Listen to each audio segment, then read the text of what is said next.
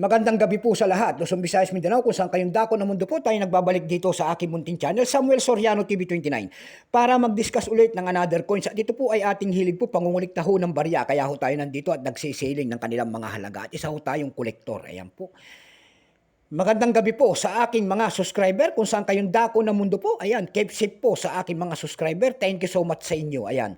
Yung mga aking mga subscriber, nagpapasalamat ako, ayan. Yun naman pong nakapalo doon sa aking FB page. Ayan, magpapasalamat din po ako doon sa aking FB page, Samuel Soriano, yung mga followers ko po doon. Thank you so much din. Ayan. Yun naman po, hindi pa po nakapag-subscribe dito sa aking YouTube channel at gusto nyo ang ganitong mga topic po about coins. Ayan. Aanyayahan ko sana kayo. Ayan. At malaking tulong na ang inyong gagawin tulad na lamang po ng pagpindot ng ating subscribe button, like and share para ma-update po kayo sa mga latest ko pang gagawin mga video po. Ang pag-uusapan po natin ngayon ay pera po natin. Ayan. Year 1993. Ayan, makikita nyo po ang isang imahe. Ayan, may bigote pa. Napakakinis po, may bigote pa. Ayan. Ayan. Makikita nyo po ang isang imahe ng isang lalaki. Ayan po, may balbas po, nakaharap po sa kaliwang bahagi. Ang kanyang pangalan po, ayan, malapit sa kanyang baba. Siya po ay si Marcelo H. Del Pilar, ang dakila nating bayani, in then mint mark, in then 1993, in then Republika ng Pilipinas.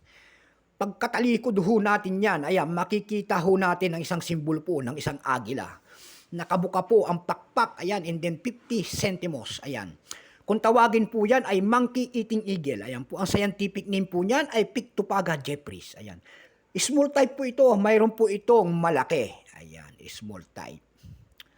Bago tayo magsimula sa ating talakayan, kilalanin mo muna natin siya. Ayan, issue po, Philippines po, period, Republic, 1946 up to date po. Type standard circulation coins, years, 1991 hanggang 1994. Value nito, 50 centimos, small type. Currency piso, 1967 up to date po. Composition po nito ay brass. May bigat po itong 3 grams, may haba pong 18 mm. May kapal po naman itong 1.5 mm. Hugis po, siyempre bilog, orientation yan.